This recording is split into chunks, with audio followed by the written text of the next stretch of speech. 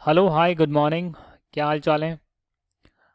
ये हम आपका जो है सीएमए का मटेरियल स्टार्ट कर रहे हैं, इनकम टैक्सेशन का, डायरेक्ट टैक्सेशन का।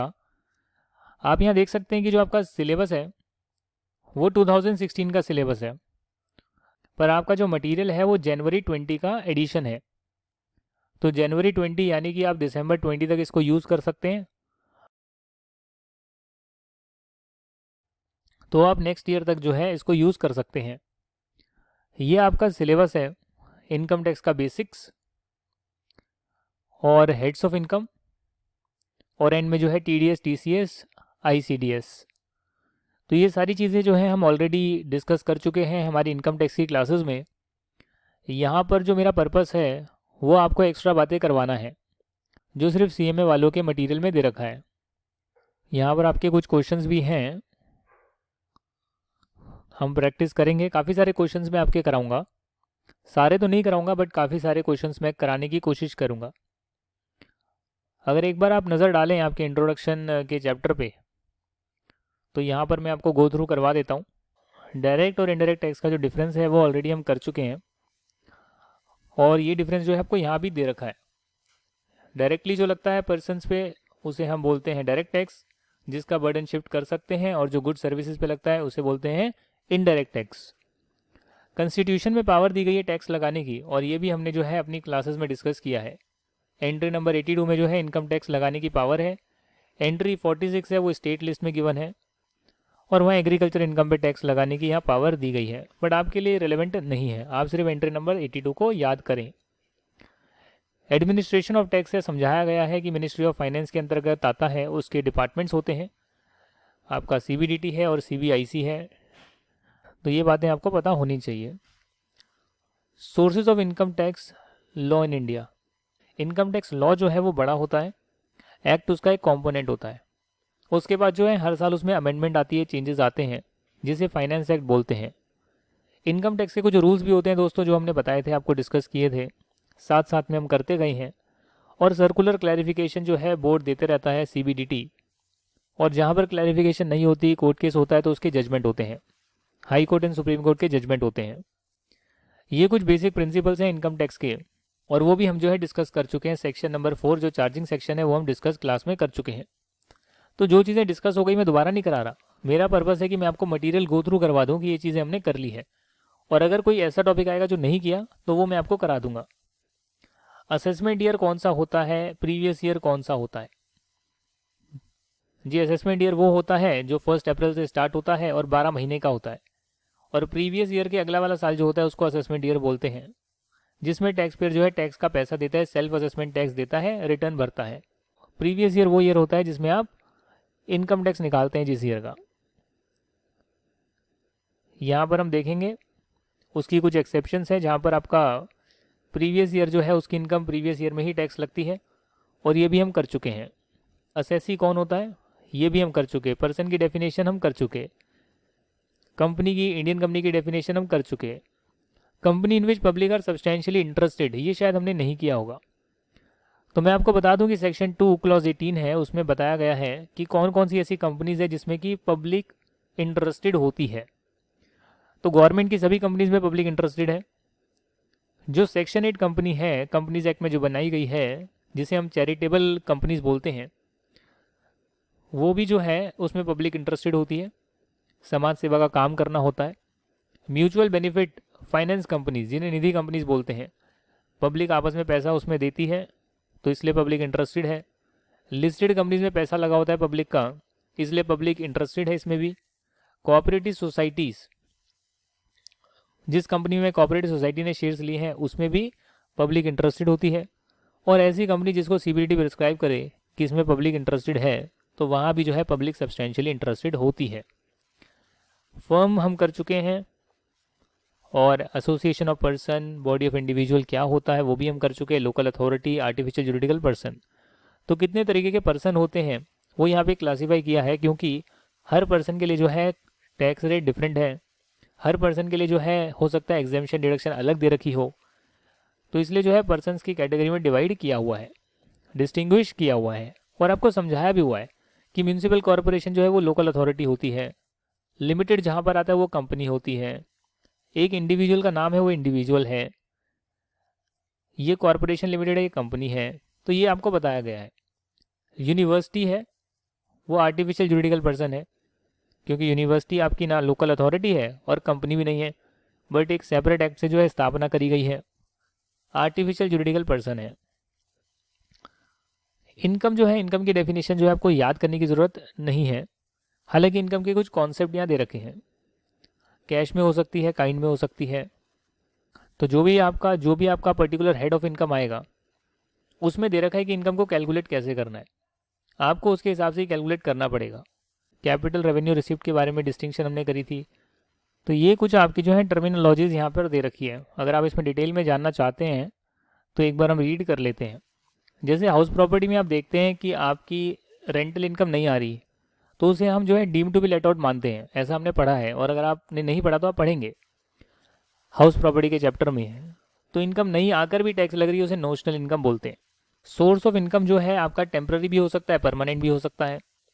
आपकी जो रिसिप्ट है वो आपकी कैपिटल गेन में कैपिटल रिसिप्ट भी हो सकती है टैक्सेबल, और बिजनेस में सैलरी में आपकी रेवेन्यू रिसिप्ट भी हो सकती है। अगर आपकी इनकम की जगह लॉस आया तो उसको हम लॉस बोलते हैं, यानी नेगेटिव इनकम होती है। ऐसी इनकम जिस पर विवाद चल रहा है ये किसको मिलेगी, उसे डिस्प्यूटेड इनकम बोलते हैं। कई बार आपको जो है लमसम रिसिप्ट मिल जाती है, इकट्ठे बहुत सारा धन मिल जाता है, उसे लमसम रिसिप्ट की टर्मिनोलॉजी यूज़ करी जाती है।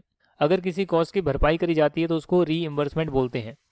Legally the act does not make any difference between legal and illegal income.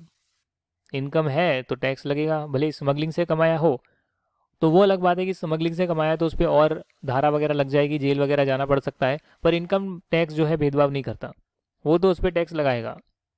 Double taxation का मतलब है कि एक ही इनकम पे दो बार टैक्स लगना। इनकम बाय म्यूचुअल एक्टिविटी क्या होती है, चलिए इसको समझने की कोशिश करते हैं। ये इनकम बाय म्यूचुअल एक्टिविटी क्या है? जहाँ पर कई लोग मिलकर कुछ काम करते हैं, फंड्स लगाते हैं और उससे कॉमन इनकम जनरेट होती है, और आपस में जो है वो सरप्लस को डिस्ट्रीब्यूट करते हैं, उसे इनकम बाय म्यूचुअल एक्टिविटी बोलते हैं, जो जनरली जो है टैक्सेबल नहीं होती, क्योंकि जो ये मिलकर एसोसिएशन बनाते हैं और उसके बाद इनकम जनरेट करते हैं वो एसोसिएशन के लिए टैक्सेबल हो जाती है। इसके कुछ एक्सेप्शंस हैं, और वो है income drive bye trade, professional और सिमिलर एसोसिएशन, जो आप अभी नहीं समझ पाएंगे, तो आप इसको इग्नोर करें, आप सिर्फ कॉन्सेप्ट को समझें।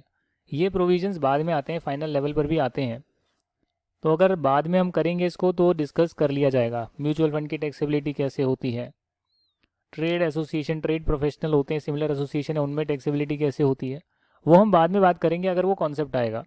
इंट्रोडक्शन में तो सारी की सारी जो चीज़ें हैं उसके आपको कीवर्ड्स दे दिए हैं, इसका मतलब ये नहीं कि आप उसको डिटेल में अभी जानें, जब हम पढ़ेंगे तब आप जानेंगे। Pin money, pin money is money received by wife for her personal expenses. तो इस पर आप टैक्स लगाएंगे क्या, आप मुझे बताइए। Such receipt is not treated as income. Husband जो है वाइफ को खर्चे के लिए पैसा दे रहा है, उसके पर्सनल एक्सपेंसेस के लिए पैसा दे रहा है, तो क्या होगा, वाइफ को उस इनकम पे टैक्स नहीं देना होगा।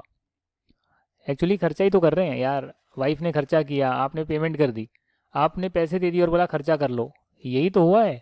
तो आपके तो फैमिली है ना, फैमिली में आप रीइंबर्समेंट कर रहे हैं, कोई दिक्कत नहीं आएगी, कोई दिक्कत नहीं आएगी। बट हाँ, इसके कुछ क्लबिंग में एक्सेप्शंस है, वो हम बाद में जानेंगे क्लबिंग के चैप्टर में। अवार्ड होता है जो आप जीतते हैं, बिजनेस प्रोफेशन से रिलेटेड कुछ अवार्ड मिला आपको, treated as income incidental to such business और profession. However, award received by a non-professional person is in nature of gift, personal testimonial. Taxability thereof is subject to other provisions of the act. कोई बात नहीं भैया, business में आपको जो award मिलता है, गिफ्ट मिलता है, जो भी है वो बिजनेस इनकम हो गई आपकी, और नॉन प्रोफेशनल काम के लिए गिफ्ट मिलता है उसको आप गिफ्ट मानेंगे और आप उसको वैसे ही ट्रीट करेंगे जो अदर सोर्सेज के चैप्टर में हमने किया है। एम्बेजलमेंट का मतलब क्या होता है? Money embezzled is a gain to embezzler, therefore fall within the wider definition of income. Money embezzled, embezzled यानी चोरी कर लिया, घपला कर लिया, जिसने किया उसकी इनकम हो गई, मतलब इलीगल है, इलीगल होती है चीज़ें, उसके बाद भी टैक्स तो देना पड़ेगा। कंटिंजेंट इनकम है जो फ्यूचर में आप कमा सकते हैं, आ सकती है इनकम, उसे कंटिंजेंट इनकम बोलते हैं, उस पर आपको टैक्स नहीं देना होता जी। और सब्सिडी है जो आपको गवर्नमेंट से सब्सिडी मिल जाती है, जैसे कि मान लेते हैं सब्सिडी ग्रांट आपको कुछ मिली, कोई एसेट आपने खरीदा 10 लाख रुपए का और आपको 50,000 की उसमें गवर्नमेंट ने सब्सिडी दे दी, टैक्स नहीं देना होगा, बट मान लीजिए कि आपको कॉस्ट ऑफ 9.5 लाख की पड़ी, और ये जो है आपका पीजीबी में किया भी होगा, ये हमने पीजीबी में डिस्कस भी किया हुआ एसेट की कॉस्ट में। Subsidy grant by central government for the purpose of corpus of a trust और institution established by central government और स्टेट गवर्नमेंट। तो ये जो सब्सिडी ग्रांट है इस पर अलग से टैक्स नहीं लगता है, क्योंकि वो किसी कॉस्ट को मीट करने के लिए दिया गया है, तो वो आपकी कॉस्ट को कम कर देगा, उस पर आप डेप्रिसिएशन फिर उसी पर ले पाएंगे। ये आपके 5 हेड्स की इनकम होती है, salary, house property, PGP, capital के अदर सोर्सेज, जो हम ऑलरेडी कर चुके हैं, और हर हेड में कौन कौन सी टैक्सेबल होती है वो भी हमने किया हुआ है। तो ये आप यहाँ पर देख सकते हैं, ग्रॉस टोटल इनकम यहाँ पर आ गई है। कैसे आप पांचों हेड का टोटल करके ग्रॉस टोटल इनकम निकालते हैं, उसमें से डिडक्शन माइनस करके टोटल इनकम निकालते हैं, और टोटल इनकम को जो है आप राउंड ऑफ कर देते हैं 10 के मल्टीपल्स में। तो अगर आखिरी में आपका जो है 1 2 3 4 है, जैसे यहाँ पर आप देख सकते हैं 41,644, आप इसको 10 के मल्टीपल में राउंड ऑफ करेंगे, तो अगर 44 तक है तो आपने इसको 40 बना दिया, बट अगर 45 है तो उसको आपने 50 बना दिया। 10 के मल्टीपल्स में ना आखिरी में जीरो आना चाहिए, तो 45 जैसे 40 50 60 70 एंड में चल रहा है, तो 10 के मल्टीपल में राउंड ऑफ होता है। उसके बाद जो है कैपिटल और रेवेन्यू रिसिप्ट का डिस्टिंक्शन गिवन है, और ये हमने डिस्कस ऑलरेडी किया है। हाँ, हो सकता है कि कुछ एडिशनल पॉइंट्स इन्होंने लिख दिए हो, बट कॉन्सेप्ट वही रहता है, कॉन्सेप्ट वही रहता है, वही चीज़ें हैं, और हमने ये डिस्कस किया है, ये कॉन्सेप्ट हमने किया हुआ है। उसके बाद जो है इसकी कुछ टेस्टिमनी होती है कि एक पर्टिकुलर कोई भी इनकम कैपिटल इन नेचर की है, रेवेन्यू नेचर की है, तो उसके लिए जो है कुछ पॉइंट्स गिवन है जो सुप्रीम कोर्ट के जजमेंट में भी आए थे, और हमने ऑलमोस्ट सारी चीज़ें डिस्कस करी है। पर एग्जाम्पल जो आपके मटेरियल का है, सीए में इंटर का क्वेश्चन आया था दिसंबर 2011 में, वो मैं आपके साथ डिस्कस करने वाला हूँ। Birla limited, a cement manufacturing company, entered into an agreement with the supplier for purchase of additional cement plant. One of the conditions in the agreement was that if the supplier failed to supply the machinery within the stipulated time, the company would be compensated at 5% of the price of the respective portion. अगर time पे सामान नहीं आया तो 5% का compensation आपको मिलेगा। Company को जो है करीब करीब 50,000 रुपये मिलता है, 0.50 लाख का मतलब 50,000 रुपये होता है। To supply the machinery within the stipulated time, okay, failure to supply the machinery in stipulated time, आपको बताना है कि किस नेचर का है लिक्विडेटेड डैमेजेस, कैपिटल है या रेवेन्यू है। तो वैसे तो आपको केस लॉ याद करने की ज़रूरत नहीं है, पर उसके बाद भी जो है CIT यानी कमिश्नर ऑफ इनकम टैक्स ने केस किया था सौराष्ट्र सीमेंट लिमिटेड पे। इन्होंने टैक्स नहीं दिया होगा, इसने बोला टैक्स देना है, तो एपेक्स कोर्ट का मतलब सबसे उच्च कोर्ट है, कोर्ट सबसे हाई लेवल का court, supreme court, has held that the damages were directly and intimately linked with the procurement of capital asset. आपको जो है प्लांट खरीदना था, वो अगर प्लांट नहीं आया जो कैपिटल एसेट है, तो उससे जुड़े हुए आपको कुछ डैमेजेस मिले हैं। तो इसका मतलब जो है ये आपने प्रॉफिट कमाने के लिए आपको कोई पैसा नहीं मिला, ये आपको लमसम गेन एक तरह से मिल गया है। एक कॉन्ट्रैक्ट जो कैपिटल एसेट के लिए था उसे पूरा नहीं होने पर आपको जो है पैसा मिला है। तो इन्होंने बताया ये कैपिटल रिसिप्ट कहलाएगी। तो यहाँ पर आपसे इतना ही पूछा था, ये कैपिटल है या रेवेन्यू है, वो हमने बता दिया है। ये एक नया कॉन्सेप्ट है आपके CMA के मटेरियल में, जो कि CA इंटरमीडिएट में नहीं गिवन है। Tax planning, tax evasion, tax avoidance, ये 3 चीज़ें गिवन नहीं है। तो जब हम इनकम टैक्स की नॉलेज ले लेते हैं, उस नॉलेज के बेस पर अगर आप किसी को सलाह दें कि अगर आप कैपिटल एसेट जो है अगर आपको गेन आ गया है, तो यहाँ पर इन्वेस्टमेंट करने से आपका गेन कम हो जाएगा। अगर आप ऐसा काम करेंगे तो एग्जेम्पशन आपको इतनी मिल सकती है, अगर आप यहाँ पर इन्वेस्टमेंट करेंगे तो डिडक्शन आपको मिल सकती है। यानी आप लीगल रूल्स एंड रेगुलेशन के तहत काम करना चाहते हैं और अपने टैक्स लाइबिलिटी को कम करना चाहते हैं, तो उसे हम टैक्स प्लानिंग बोलते हैं। अगर आप कोई लूप होल्स निकाल लेते हैं, लूप होल्स का मतलब जहाँ पर आप टैक्स दे भी सकते हैं और प्रोविजन का बेनिफिट लेकर बच भी सकते हैं, उस लूप होल का बेनिफिट उठाकर आप कोशिश करते हैं कि हम टैक्स को अवॉइड किया जाए। आप सोचते हैं कि हम टैक्स को अवॉइड करें, और जब हम पे केस हो तब हम बाद में देखेंगे क्या होगा। उसे टैक्स अवॉइडेंस बोलते हैं, अपनी टैक्स लाइबिलिटी को रिड्यूस करना। लॉ के प्रोविजंस का फ़ायदा उठाकर जो कि लूप होल्स है जहाँ पे क्लैरिटी नहीं है उसका फ़ायदा उठाकर अपने टैक्स को अवॉइड करना, कम करना, वो टैक्स अवॉइडेंस है।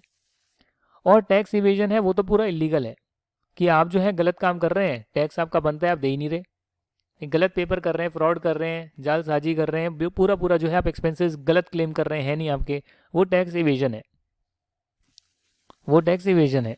और इसके कुछ क्वेश्चंस, इसके कुछ केसेस भी यहाँ गिवन है, कोर्ट्स वगैरह हैं, आपको ये करने की ज़रूरत नहीं है जो कोर्ट्स यहाँ पर गिवन हैं, आपको सिर्फ कॉन्सेप्ट पता होना चाहिए। और अलग अलग जो आपके केस लॉज हैं उसमें अलग अलग चीज़ें कोट करी गई है। जैसे आप यहाँ देख सकते हैं IRC versus Duke of Westminster, taxpayer is entitled to so arrange his affairs that tax under the appropriate act is less than what otherwise it could be. मतलब सबने अपनी जजमेंट सुनाई है अलग अलग, आपको समझने की ज़रूरत नहीं है, ये सब आप इग्नोर कर सकते हैं। It is not that important ना, case laws is not important from for your level. Case law practically आता है, CA CMA में केस लॉ का ज़्यादा काम नहीं है जी। आप जब बन जाएंगे और आपको एक्चुअली में क्लाइंट आएगा तब आप अगर केस लड़ने जाएं तब आपको केस लॉज की और अच्छी नॉलेज होनी चाहिए। ये जो है इनके बीच में जो है डिफरेंसेस भी गिवन है, टैक्स प्लानिंग बता दिया, अवॉइडेंस बता दिया, इवेजन बता दिया, और टैक्स मैनेजमेंट क्या है वो भी बता दिया। देखिए टैक्स मैनेजमेंट में जो है आप सिर्फ जो है लॉ का पालन कर रहे हैं, टैक्स प्लानिंग में जो है आप कोशिश कर रहे हैं लॉ का पालन करके फुल एडवांटेज लेने की, बट लॉ का पालन करके। अवॉइडेंस जो है उसमें लूप होल का फ़ायदा उठा रहे हैं, और इवेजन में आप इलीगल एक्ट कर रहे हैं। ऑब्जेक्ट क्या होता है वो आपको पता है, रिड्यूस करना है टैक्स लाइबिलिटी। और मैनेजमेंट में हो गया कि लॉज रेगुलेशन से आप काम करते हैं, उसको कंप्लाई करते हैं। अप्रोच देख लिया। बेनिफिट क्या है सर, सारे पॉइंट्स क्यों नहीं करा रहा, रिपीटेटिव है और बकवास है, एक ही चीज़ जो है कॉन्सेप्ट है उसी के आपने ना अलग अलग पॉइंट्स बना दिए। ये आप कर सकते हैं प्रैक्टिस, ये एक अच्छा पॉइंट है यहाँ पे। टैक्स सेविंग करनी है तो आप प्लानिंग करें, कंसील करना है तो इवेड करें, चोरी करनी है, और अगर आपको अवॉइड करना है तो हेज करें। बाद में कोर्ट केस हुआ, पकड़े गए तो दे देंगे, बट देख रहे हैं अब क्या होता है, बच गए तो बच गए। नीड क्या है, ये तो करना ही चाहिए, इसे अवॉइड करना चाहिए, वैसे भी इसका नाम अवॉइडेंस है और इसको अवॉइड ही करना चाहिए। इवेजन इज़ ऑब्जेक्शनेबल और टैक्स की मैनेजमेंट इज़ असेंशियल। जहाँ तक बात मोरालिटी की है तो ये मॉरल है, ये इमोरल है, ये इलीगल है, ये ड्यूटी है। मतलब देख लीजिए ना, मैनेजमेंट आप कर रहे हैं, लॉ का कंप्लाई करें, ये आपकी ड्यूटी है। प्लानिंग करेंगे तो फ़ायदा है आपको, अच्छी बात है, अवॉइड करेंगे तो इमोरल है, इवेजन जो है इलीगल है। और बेनिफिट यही है आपकी कि लॉन्ग रन में बेनिफिट आपको मिलता है, अवॉइडेंस का शॉर्ट रन बेनिफिट मिलता है। इवेजन जो है एक्चुअली में तो पेनल्टी प्रोसिक्यूशन लग सकता है, और अगर आप अच्छे से मैनेजमेंट करते हैं तो आप पेनल्टी प्रोसिक्यूशन को बचा सकते हैं, अवॉइड कर सकते हैं। फिर एक कॉन्सेप्ट आता है diversion and application of income. तो दोनों में फ़र्क है। एप्लीकेशन का मतलब तो आपने जो है यूज़ कर लिया इनकम को, और डाइवर्जन का मतलब कि आपके अकाउंट में तो आए, बट एग्रीमेंट हो रखा था कि जो भी पैसे आएंगे वो हमारे 50-50 होंगे, ए और बी के बीच में बटेंगे। तो एक के अकाउंट में आते हैं, बट उसके बाद जो है आप दूसरे को दे देते हैं एग्रीमेंट के तहत। जैसे मान के चलिए कि A, B और C है, वो बुक के जो है को ऑथर्स हैं। पब्लिशर जो है 6 लाख रुपए सिर्फ A को देता है, तो A की इनकम 6 लाख नहीं होगी, भले ही A के बैंक अकाउंट में आए, पर इनका एग्रीमेंट है कि भैया A जो है 2-2 लाख रुपए B और C को दे देगा, तो तीनों की इनकम 2 लाख रुपए इक्वली होगी। समझ रहे हैं आप, इसे डाइवर्जन बोलते हैं। भले ही एक के बैंक अकाउंट में आए, but due to some prior agreement उसे आप दूसरे की जो इनकम जितना हिस्सा है वो उसको आप दे रहे हैं। अब यहाँ जो है स्लैब रेट गिवन है वो हम ऑलरेडी कर चुके हैं, कॉन्सेप्ट आपके दे रखे हैं, केसेस दे रखे हैं, एग्जाम्पल हम ऑलरेडी कर चुके हैं। और बताइए आप, मार्जिन रिलीफ है हम ऑलरेडी कर चुके हैं। तो आपका जो है चैप्टर 1 जो है आपके स्टडी मटेरियल से हमने कर लिया है। चैप्टर 2 जो है उसका मैं अलग सेशन बनाऊंगा, और ऐसे हम एक एक चैप्टर जो है आपके जितने भी हैं यहाँ पर चैप्टर्स, मैं बता देता हूँ कितने हैं। ये करीब आपके आ रहे हैं 8 चैप्टर आ रहे हैं, तो 8 चैप्टर जो है वो मैं आपके साथ डिस्कस करूँगा। वैसे 8 नहीं है, 8 ही हैं, अच्छा, पर चैप्टर नंबर 3 है उसमें आपके 5 चैप्टर होंगे, सब चैप्टर्स अलग अलग जो आपके इनकम आ रही है उन सब के जो है हम चीज़ें करेंगे। और एग्जाम्पल मुझे लगेगा कुछ हटके तो मैं करा दूंगा, बाकी मटेरियल आपका पूरा मैं डिस्कस कर रहा हूँ। अगर कोई कॉन्सेप्ट है जो नहीं किया वो भी कराऊंगा, क्वेश्चन आंसर से कुछ कराऊंगा, अगर लगेगा कि कुछ हटके हैं, कुछ अलग आया है, तो आपके मटेरियल के कुछ क्वेश्चन हम करेंगे, और पूरा मटेरियल तो हम डिस्कस कर ही रहे हैं। इसका जो पूरा बैच है दोस्तों वो आपको मिलेगा हमारी वेबसाइट पे और हमारी एप्लीकेशन पे, जो CMA स्टूडेंट्स के लिए बैच आ रहा है, उसमें सारे के सारे जो है मटेरियल के वीडियोस आ जाएंगे। Thank you very much for watching this video. Will see you in the next video then. Bye bye, take care, enjoy.